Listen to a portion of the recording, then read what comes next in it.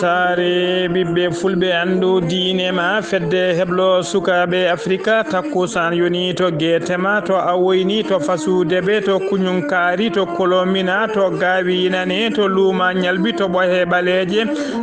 to radio liggey to radio tata Cheikh Oumar ko on takkusan juula ha e nder galle talɓe to ñore ko taari ɗum kala ene jeeya e gardidi kabaruji men to leydi Mauritanie Mohamed Ould Abdel Aziz e yaadiɓe mum noddama yesso direction générale de sécurité nationale yo ngar ciifa ko fati procès ji mumen verbo ko adi kay kene nodde yesso parquet général to leydi Sénégal catala bitegal MD haytini seppoji mum ɗaminno yuɓɓinde ñalawma hande o jeenayyi e ñalawma janggo sappo lewru mboy e nder jokli leydi Sénégal kala to leydi Mali sofreɓe hewɓe oɗo saaha joni ko natɓe tikkere hofmo juuɗe ko fate kay coggugol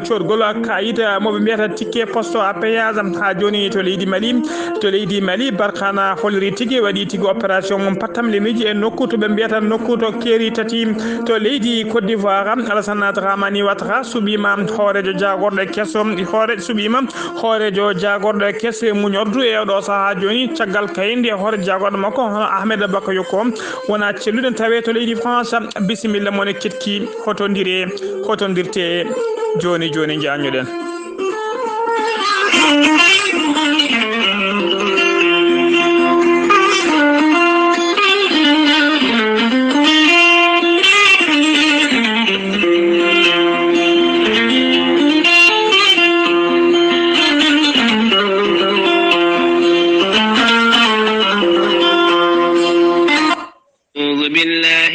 الشيطان الرجيم الذين إذا أصابتهم مصيبة قالوا إنا لله وإنا إليه راجعون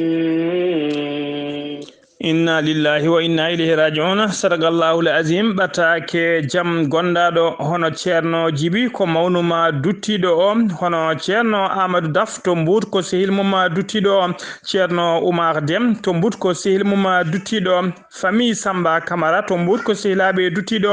Alsan Samba Camara to ferella ko kanyum yettini do wulango ebe nduwono dendangal bandirabe ferella nabe fumu giletinabe mbutnabe e kala ustare biyetenoɗo ceerno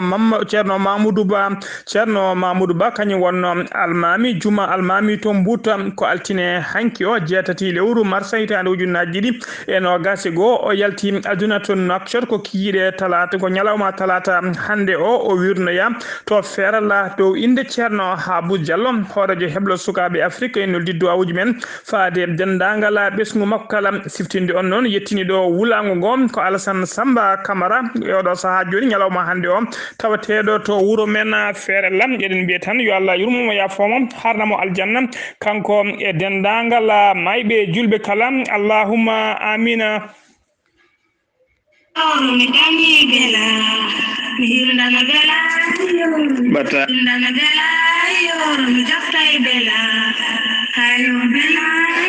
Docteur Djiby Sow ko wittiyanke safriyanke safruji fina tawa Docteur Djiby Sow ko labdoriɗo malaɗo woni joguiɗo seedantagal mum ha timmi Docteur Djiby Sow ɓurɗo lodillo grand guérisseur ene safra rafiji kewɗi ɗi jiiɗa cirol omo safra wonduɓe kista fibrom ndogam sita wonduɓe hernie hémorroïde koyɗe guloje koyɗe musoje keceje musoje yanoɓe barogal wonduɓe diabète tension cholestérol e rafiji kewɗi goɗɗi ɗi jiiɗa cirol Docteur Djiby Sow ne yawren ɗum le grand guérisseur ene yawrani ɓe rewɓe ɗon koɓe sowade walla ɓe darotake e worɓe usraɓe gorago ha jippiɓe e leecce kala Docteur Djiby Sow le grand guérisseur ene andina bandiraɓe kala e oɗo saaha joni mo tawe to Dakar ma wonɗon noon ha ñande sappo nduɗo lewru ndu gonɗen so ummima toon o yaɓana musidɓe tedduɓe to base makko tawateɗo to Wourossogui to base makko Wourossogui tawateɗo to funnague bamule Wourossogui ma wonɗon balɗe seeɗa o ummoɗon o yaɓana wuuro wiyetego Tumbel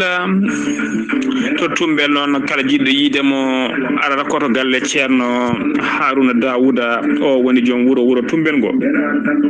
so woni ɗon balɗe seeɗa kanko e ceerno Harouna Tumbel maɓe mbaddu leppol mabɓe ɓe jaada ha to wuuro men ɓe taccema ɓe jaɓana ha to Magama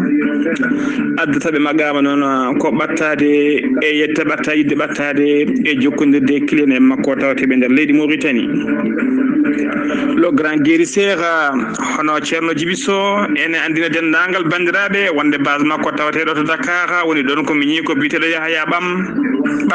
Ɓan so tawi ko base makko Wourossogui tawateɗon ko biteɗo Maki Ɓan so tawi noon ko base makko mawɗo tawateɗo to Kidira woni ɗon ko Sokna Nabou Ndiaye kamɓe kala ko laaɓaɓe golle ɗe musidɓe tedduɓe humpitiɓe ko alhaali leɗɗe ɗe jahata kala jiɗɗo ɗo ko ɓuuri labde noon jokkodirta koye docteur Djiby Sow le grand guérisseur numéro ji makko ko 77 244 92 81 walla mbaɗa 78 353 28 92 so tawi ko numéro makko WhatsApp mbatta ko 00 223 70 85 72 47 docteur Djiby Sow ene wiya on safroyade ɓuuri safroyede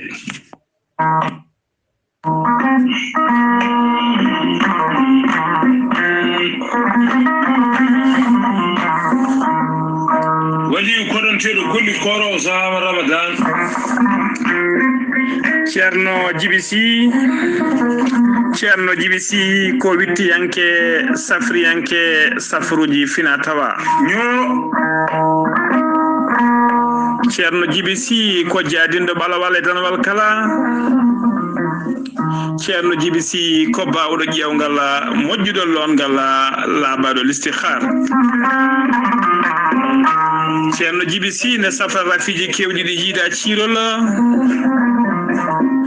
ceerno Djiby Sy ene safra rewɓe wonduɓe kista fibroma ndogam sitta rewɓe ronkuɓe darorede e rewɓe dartoraɓe kala ceerno Djiby Sy ene jogui pegge ɓeydoje arsigaji e pegge ɓeydoje ndenka omo jogui usula e siroji pewnaɗi bawɗi neldede kala leydi e kala continent mo neɗɗo woni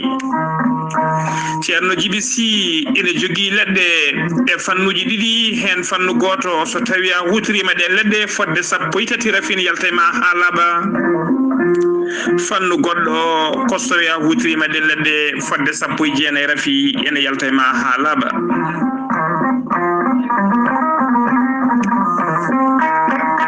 ceerno Djiby Sy ne yawrani ɓen waddaɓe korte wonduɓe dabaruji e wonduɓe rafiji goɗɗiɗi doctoreɓe gandi ceerno Djiby Sy to mbawɗa wonde e leydi kala oɗon mbawi liggodirde hano hannirta ni so tawi ardi koyɗe maɗa ha yetti to legal nettid so pullo so cabato so sarkule so bawɗo wonde kala sawi yo sifane walla yo holle bureau ji ceerno Djiby Sy ma holle hano hannirta ni ceerno Djiby Sy ne jogui base muɗum e pharmacie mum to leydi Mali toon woni toon ko miñi ko ne wiye ceerno Samba Sy numéro mum ko 00 223 90 22 94 71 so tawi noon kanko ceerno Djiby Sy jiɗɗa hebde walla jiɗɗa ko ɓurɗo labde numéro makko ko goto mbatta ko 47 22 80 84 ko numéro makko téléphone ko numéro makko WhatsApp ceerno Djiby Sy noon wiya kilineɓe mum noddoɓe mo e kala saaha walla waɗoɓe message uji omo leela jabtade wona anje walla salade jabtade mo ala ko hewrede yo jomum wallitoro muñal tan e kala saaha kadi e rappelamo hano hannirta ni ceerno Djiby Sy komo Allah luɓi hande gandal ɗum noon mbaɗen danɗo faade makko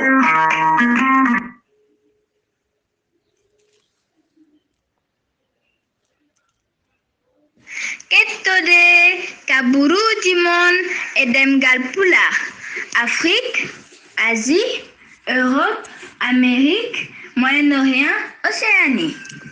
jam nyalle mon musibbe tedduɓe eɗen gone talata jeenayya lewru mboy hitande ujunnaji ɗiɗi e nogasi goo kabaruji men e ɗemgal pulara e sawta he ko musidɗo mon sehil mon Ghali Abouba to karallagal to ko musidɗo men sehil men Sidi Abouba on ñagama yafuy no fewi noon kabaruji ɗi hirde ɗi hande kabaruji men e ɗemgal pular koto leydi Mauritanie puddorɗen hono no mbiruɗen e gardidi kabaruji men laamu leydi Mauritanie ɓe kolori altine hanki o wonde dendagal yimɓe jofanoɓe feɗelu tawa kadi ko tumaɓe boltingol koppareje leydi e saaha kay laamu Mohamed Ould Abdoul Aziz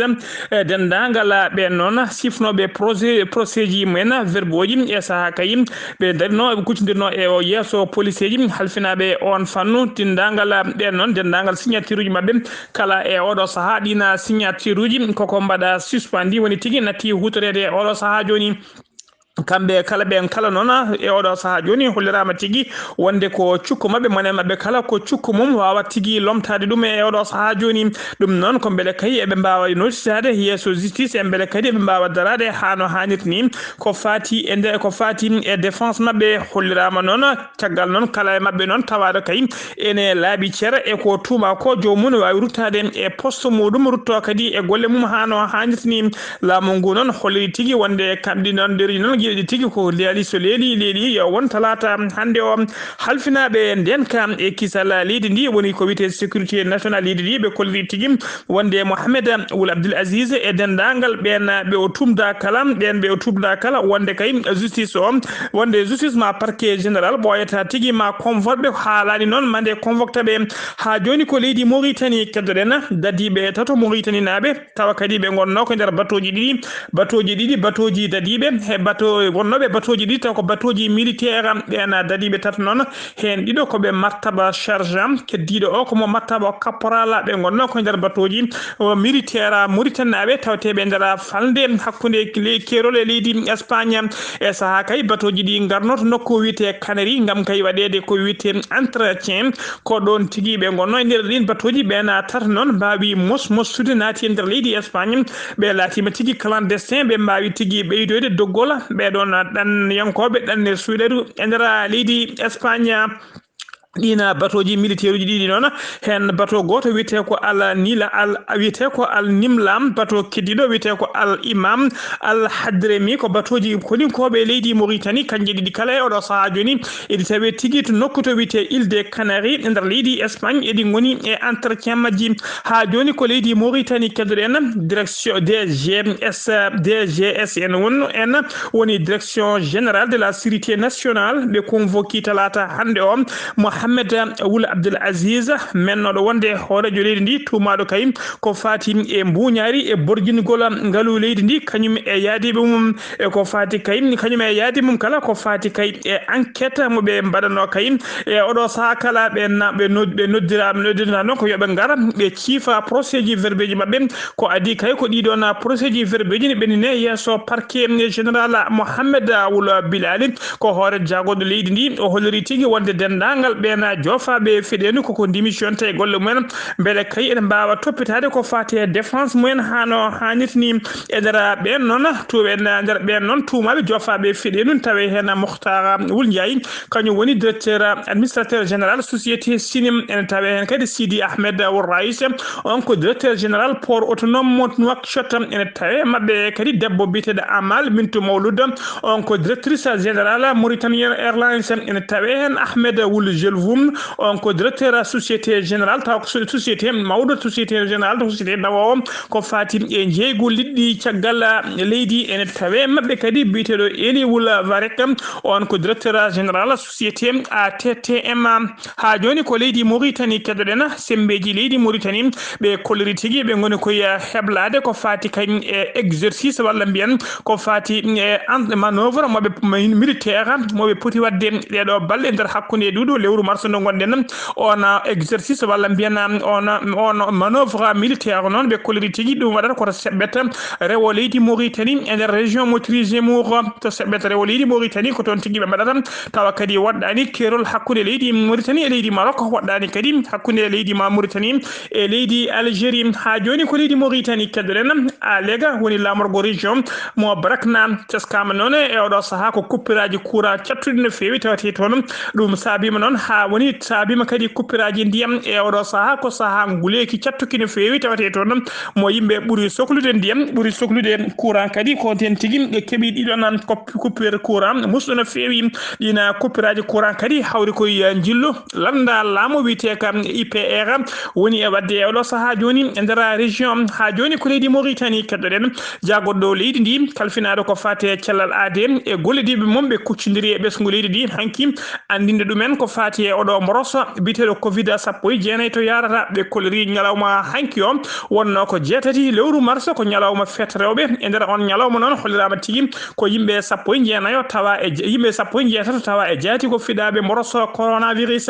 e nder ɓe cellano ɓe kadi 17 kepti cellal mumen hano hannit ni hay neɗɗo goto ñalawma hanki o ñalawma hicci o kala ala basɗo fittade mum tawi ko coronavirus yoɓi ɗum e oɗo saaha joni noon ko hollirama tigui ɗum noon ko caggal kayde ɓe mbaɗi test woni tigui holkiso e nder temedde 716 neɗɗo ha joni kabaruji men e ɗemgal Pulaar to leydi Mauritanie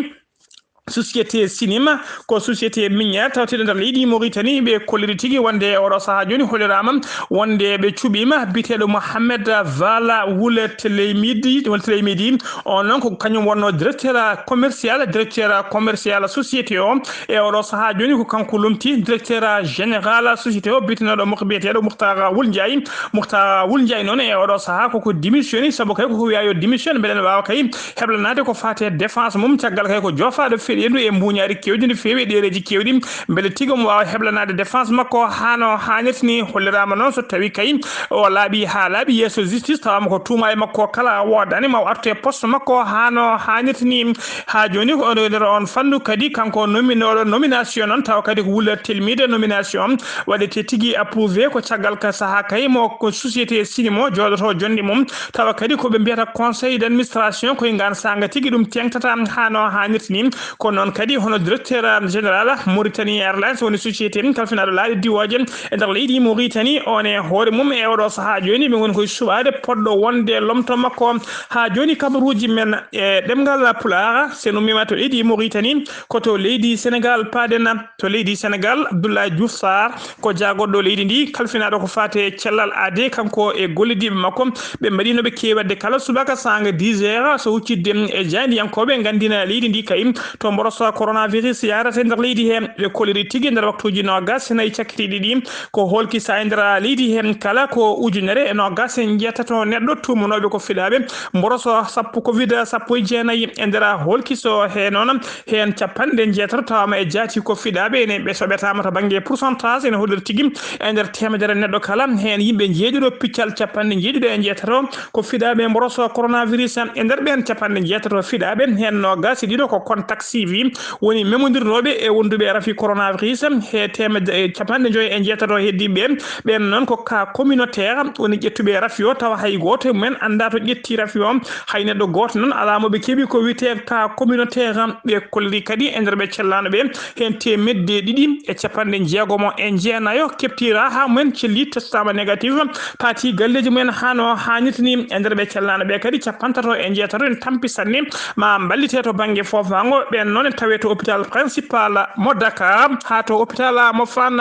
e nder ɓe cellano hen joyo tuggi hanki faari ñalawma hande ko yimɓe joyo kawri hen ladial leydi Sénégal tuggi ko mboroso naati leydi ndi woni tuggi 2 mars faade oɗo saaha joni ko leydi ndi yarata ɓe jaara capantati e jeegom ujunere ene fawi capantato en jeenayo neɗɗo fiɗaɓe mboroso coronavirus e nder ɓen noon hen capantati e 1 ujunere e temedere capanɗe jeetato e nayo kepti cellal mumen hano hannirtini temedde jeenayo e capanɗe tato kawrino hen ladial e ñalawma hande o ko ujunnaji 3 e temedde jeenayyi e nogas e nayo neɗɗo keddi e juuɗe safroɓe ha joni ko leydi Sénégal keddoɗen jeen ha to nokku biteɗo Darou Mousty sagata gorko goto mo duuɓi capanɗe 3 tawi kadi ko desɗo taw jeeyaɗo e ngoɗo wuuro witego taw feksen tawe tigui e nder Darou Mousty o teɓama jamma hanki sanga 3 heures du matin o teɓama noon o tawi oɗo saaha joni omo tawe tigui e kaso omo tawe tigui oɗo saaha joni e nder nder kasoji mo Louga e mbadi kay ko wite mandat de dépôt o nangira non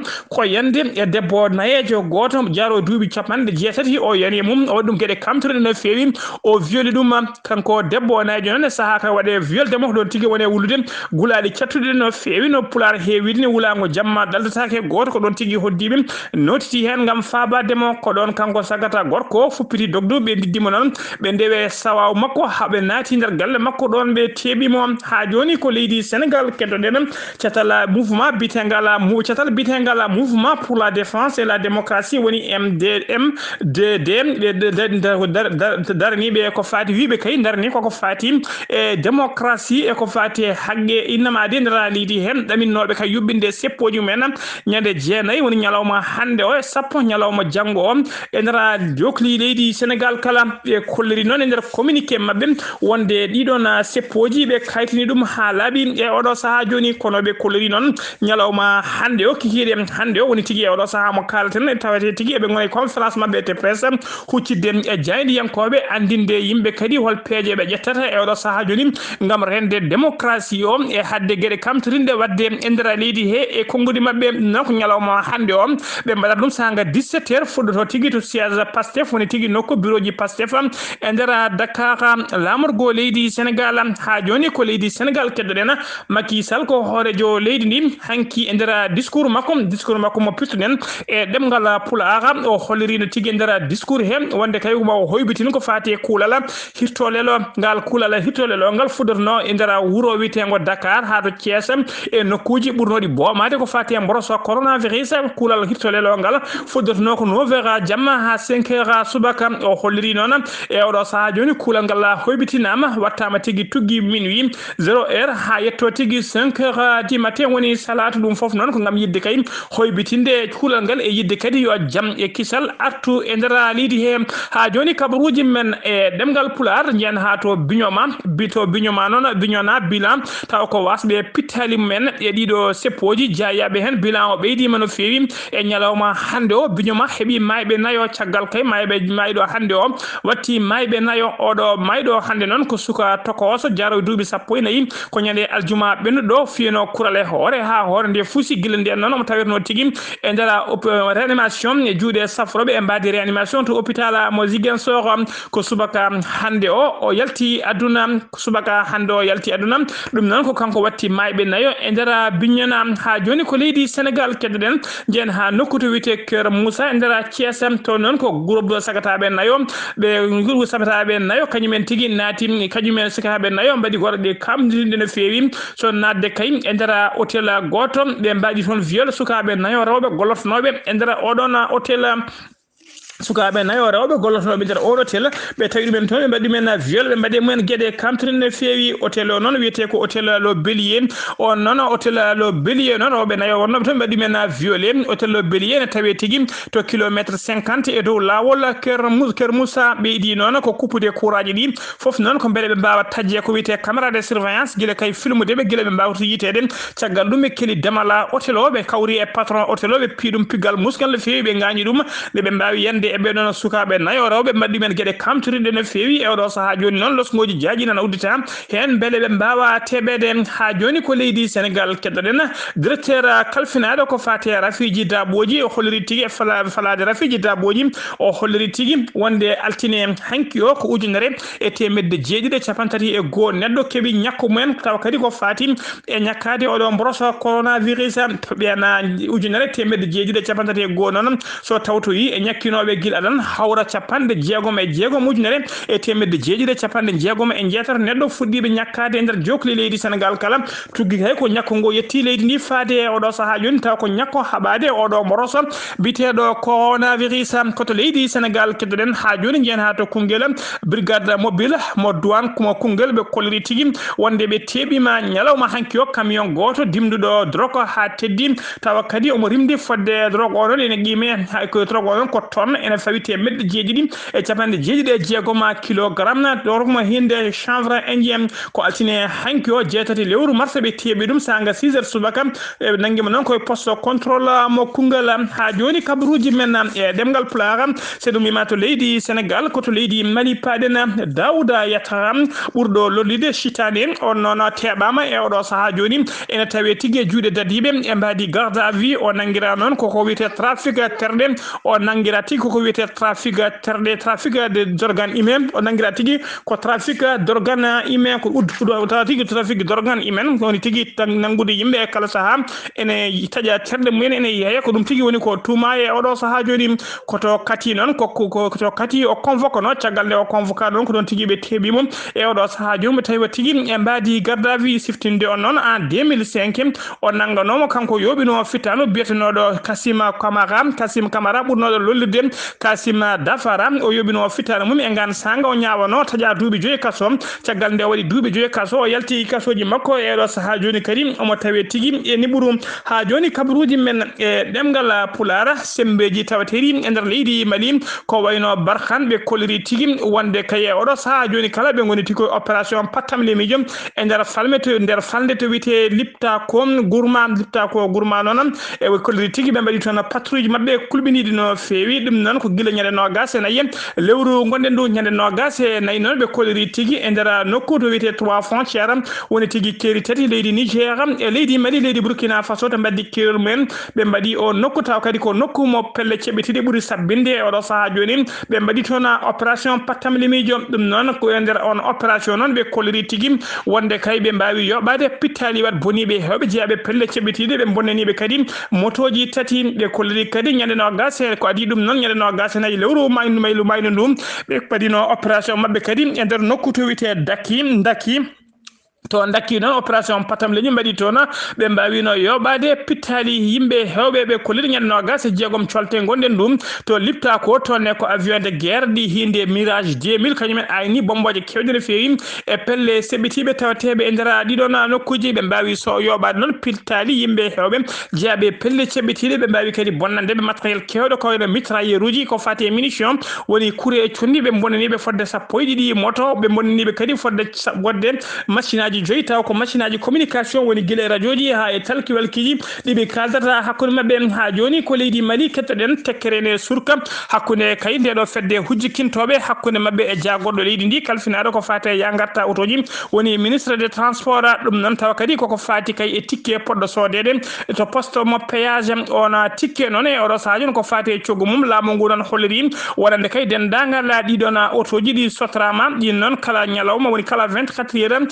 jomumen coodata tikke ko temedde 4 woni 2000 francs CFA ko adi ɗum noon koɓe kuptodano tikke mabɓe ko temedde 2 wattama temedde 4 ko fati noon kala werla goɗɗo ɗum noon laamu ngu sewnani hen yitere ni holliri tigui ɗi dendagal ɗino autoji kala waktu e kala saaha no foti laabire ɗo rewi ɗon ko ɗin laabi sodata tikke mum kala ne birtuɗa sa yeehi a sodat tikke saɗa arta kadi a sodat tikke no laabi ma foti fof ko noon tikkeji ma potata ɗum noon ɓe kolliri noon oɗo saaha joni kamɓe dognoɓe ɗin werlaji hay sotora naɓe ɓe kolliri tigui ɗum ne tiiɗi no fewi ɓe naate tikkere hofgo juuɗe ñalawma kurɗo woni ñalawma hande o ɓe kolliri noon so tikkere hofgo juuɗe ñalawma hande o gasi maɓe mbad préavis woni tigui andinde laamu ngu koɓe naatoɓe tikkere hofgo juuɗe ɗum noon wonete ko balɗe tati woni 72 heures ɗum ko ñande nogas e tati lewru mars hitande ujunnaji ɗiɗi e nogas e goho ndu gonɗen ɗum ha joni ko leydi Mali keddoɗen ñande aljuma 19 lewru février maynu ndum sagataɓe malinaɓe wurɓe e nder Paris lamorgo wala fendo mbaɗino tigui seppoji men muti no fewi yesso consulat mabɓe haɓe mbawi yande consulat o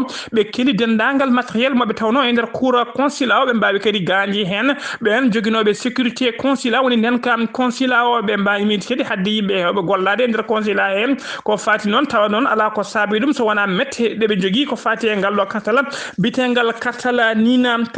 nina noon koko fati kay e ɗenano e alñande ko ɓoyani ko noon hono oɗo biteɗo